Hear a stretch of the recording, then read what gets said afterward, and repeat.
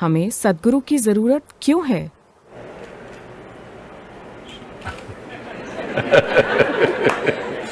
इधर my microphone. Okay, that's good. क्या आप दिल्ली में ड्राइव करती हैं? क्या मैं ड्राइव करती हूँ? आपके विपरीत मुझे गाड़ी चलाने से डर लगता है। तो अगर आप अनजाने रास्ते पर गाड़ी चलाएं, हाँ तो आजकल आप जीपीएस यूज करते हैं। हाँ। आमतौर पर एक अजीब महिला आपको कहेगी दाएं मुड़े तो आप दाएं मुड़ेंगे, वो कहेंगी बाएं मुड़े तो आप बाएं मुड़ेंगे, वो कहेंगी यू टर्न ले, आप यू टर्न लेंगे। क्यों? सिर्फ इसलिए कि आप उस स्थान से अनजान हैं। जब आप किसी अनजान स्थान पर जाते हैं तो निर्देश लेने में समझदारी होती है। तो क्या आप कहना चाह रहे हैं कि गुरु आज के लिए नए जीपीएस हैं? नए कहाँ? नए नहीं, हम तो काफी समय से रहे हैं, लंबे समय से, जब जीपीएस भी नहीं आया था। जीपीएस मतलब क्या? गुरु पोजिशनिंग सिस्टम।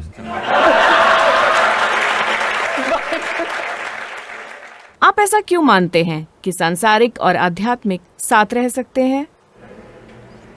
ऐसा नहीं है कि मैं मानता हूं, क्योंकि आपके पास शरीर है जो आपकी भौतिकता है, आपके अंदर जीवन है। अगर आपके पास ये शरीर नहीं होता, अगर आप अपने शरीर से अलग हो गए होते, तो मैं आपसे बात नहीं करता। क्योंकि बिना शरीर वाले लोगों से आप बात नहीं करते। मैं जानता हूं लोग भूतों से बात करते हैं। आजकल लोग ऐसा करने की कोशिश कर रहे हैं। हाँ। क्योंकि उनके जीवित लोगों से बोलचाल के संबंध नहीं होते, तो वो मृत लोगों को चुनते हैं, क्योंकि आप उनसे जो चाहे बुलवा सकते हैं। जीवित लोग तो वही कहेंगे जो वो चाहते हैं। ये बड़ी समस्या है, ये बहुत गंभीर समस्या है, क्योंकि बातचीत करते समय मैं तो वही कहूंगा जो मुझे कहना है, पर अगर मैं मरा हुआ होता तो आप मुझसे कुछ भी बुलवा सकती थी।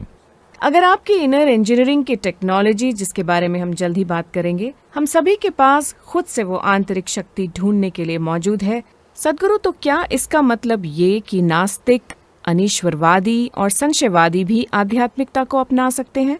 क्या इनर इंजीनियरिंग सिर्फ उनके लिए है जो इस पर भरोसा करते हैं, या उनके लिए भी जो सवाल पूछते हैं?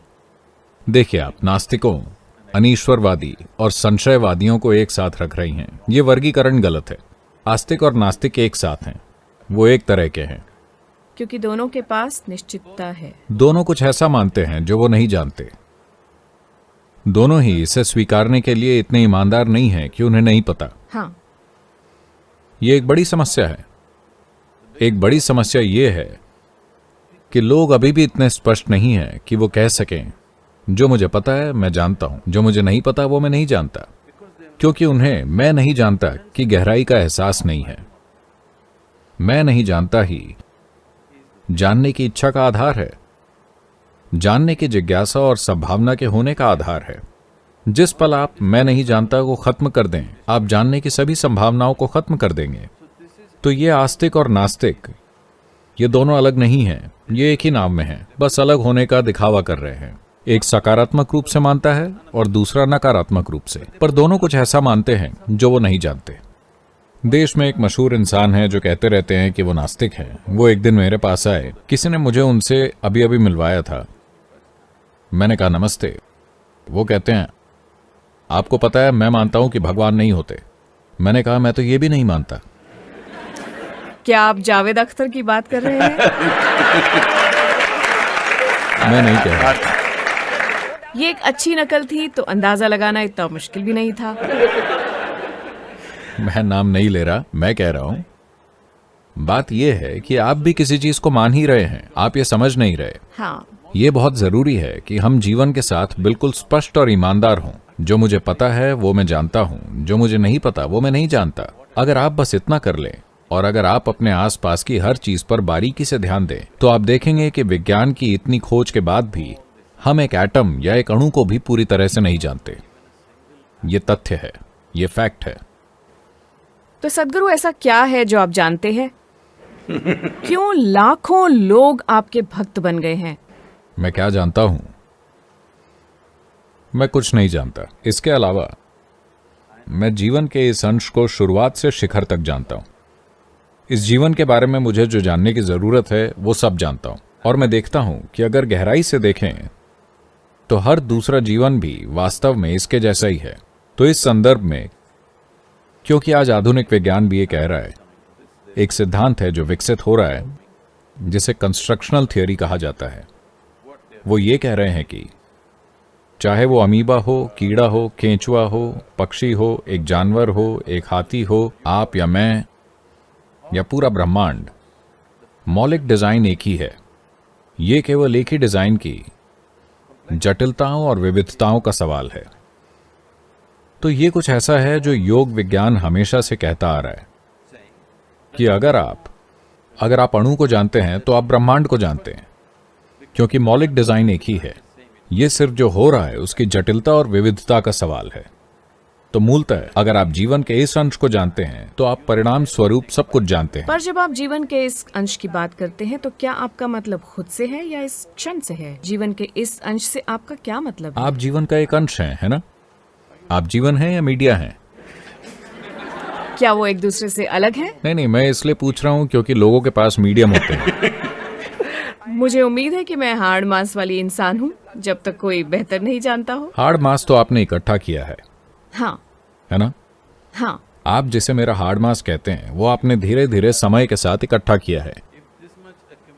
अगर इतनी हड्डी, मांस और मन की इतनी छापों को इकट्ठा करना हो तो कुछ आधार तो होना चाहिए, है ना? आप अपने आप को योगी समझते हैं, दिव्यदर्शी या एक गुरु? मैंने अपने आप के बारे में सोच के समय खराब नहीं किया। तो आप किसके बारे में सोचते हैं? मैं आमतौर पर सोचता नहीं हूं, सच में। मेरे लिए ये पूरी चीज, क्योंकि जिस किस्म के औसत दर्जे की शिक्षा आज दी जा रही है, दुर्भाग्य से हमने अपनी विचार को स्वर्ग का स्तर दे दिया है। विचार एक सरल सी चीज है। मुझे पता है ये आपकी हर मान्यता के विरुद्ध है, क्योंकि आप भी चीजों को मानने वाले लोगों में से हैं। नहीं तो? विचार को मानती हैं। जिसे आप विचार कहते हैं वो आपकी सीमित जानकारी से आ रहा है, जो आपने जीवन के अनुभव से इकट्ठा की है। हर इंसान के साथ ऐसा ही है। हमने कितना भी इकट्ठा किया हो, ब्रह्मांड के आकार और जिस तरह से ये सब हो रहा है उसकी तुलना में ये बहुत छोटा है। इस सीमित जानकारी से आप चीजों को रिसाइकल करते हैं और विचार पैदा करते हैं, या यूं कहें कि कभी कुछ नया नहीं होता। बस एक ही चीज का परम्यूटेशन कॉम्बिनेशन हमेशा के लिए चलता रहता है। इनर इंजीनियरिंग के नाम पर हम जो सिखा रहे हैं उसका सार यह है कि खुद को इस तरह से इंजीनियर करना कि आपके जीवन का हर पल एक नई संभावना हो। अगर इसे एक नई संभावना बनना है तो सही समझ की जरूरत है। जब मैं समझ कहता हूं तो लोग राय सोचते हैं। नहीं, मैं बोध की बात कर रहा हूं। जैसे आप यहां देख पाती हैं, उसी तरह अपने बोध को विकसित करना ताकि आप जीवन का गहरा अनुभव कर सकें। अभी जब हम विचार, भावना कहते हैं तो हम जीवन को व्यक्त करने की बात कर रहे हैं। अभिव्यक्ति इतनी महत्वपूर्ण नहीं है। हम कभी कभी व्यक्त कर सकते हैं, लेकिन इसका बोध होना महत्वपूर्ण है, क्योंकि यह घटना बहुत शानदार है। यह कोई छोटी बात नहीं है। यहां जो सबसे बड़ी घटना हो रही है वो जीवन ही है। इसलिए अगर आप इस घटना को जानना चाहते हैं तो एकमात्र तरीका और एकमात्र रास्ता आप स्वयं हैं। देखिए, क्या आप अभी मुझे देख सकती हैं? क्या आप एक उंगली से इशारा करके ये बता सकती हैं कि मैं कहाँ हूं? ओह, आप गलत हैं। आपको पता है ना, मैं दक्षिण भारत से आया एक दिव्यदर्शी हूं। अब ये प्रकाश मुझ पर पड़ रहा है, टकराकर आपके लेंसों से होते हुए रेटिना में उल्टी छवि बना रहा है। आप पूरी कहानी जानती हैं। अब आप मुझे कहाँ देख रही हैं? अभी भी उसी जगह पर? नहीं, मैं देख रही हूँ। आप मुझे उस तरह देख रही हैं जैसा मैं आपके दिमाग के अंदर झलक रहा हूं। आप मुझे यहां देख ही नहीं सकती, क्योंकि आपकी आंखें बनी ही कुछ इस तरह हैं। अभी आप मुझे कहां सुन रही हैं? अपने भीतर। आपने पूरी दुनिया को कहां देखा है? अपने भीतर। अब अगर यहां कोई कीड़ा हो तो वो मुझे उस तरह नहीं देखेगा जैसा आप मुझे देखती हैं। वो मुझे अलग तरह से दिखेगा। वो पूरी दुनिया को अलग तरह से देखता है। अब आप सोच सकती हैं, ओह, वो कोई काम का नहीं है। ये मूलभूत समस्या है कि हम सोचते हैं कि उनकी नजर अच्छी नहीं है। नहीं, उसकी नजर उसके जिंदा रहने के लिए बहुत अच्छी है। आपकी नजर आपके जिंदा रहने के लिए बहुत अच्छी है, पर यह जीवन की प्रकृति को जानने के लिए पर्याप्त नहीं है। अब मैं क्या जानता हूं? मैंने अपने बोध की क्षमता को इतना विकसित किया है कि यह सिर्फ जीवित रहने की नहीं, बल्कि जीवन की प्रकृति को जानने को सक्षम। ब्रह्मांड की प्रकृति है। भले ही आप गलत कारणों से आप सही काम करते हैं, फिर भी ये काम करता है। पर आप सही कारणों से भी गलत काम करते हैं, तब ये काम नहीं करता। लोगों को यह समझने की जरूरत है, क्योंकि पूरी दुनिया ने अच्छाई पर निवेश किया है। ये कमबख्त अच्छाई ही दुनिया को बर्बाद कर रही है। बहुत सारे अच्छे लोग हैं, और ये अच्छे लोग सबसे बड़ी समस्या हैं। हमेशा एक अच्छा भारतीय एक अच्छे पाकिस्तानी से लड़ना चाहता है, अच्छा हिंदू एक अच्छे मुसलमान से लड़ना चाहता है, अच्छा अमेरिकी किसी से भी लड़ना चाहता है। आप जितने अच्छे हैं उतने ही ज्यादा लड़ाकू हैं, क्योंकि आपकी अच्छाई खुद की किसी और से तुलना करने पर आती है। अगर आप इस धरती पर अकेले होते तो आपको नहीं पता होता आप अच्छे हैं या बुरे। इस धरती पर हमें समझदार इंसान चाहिए।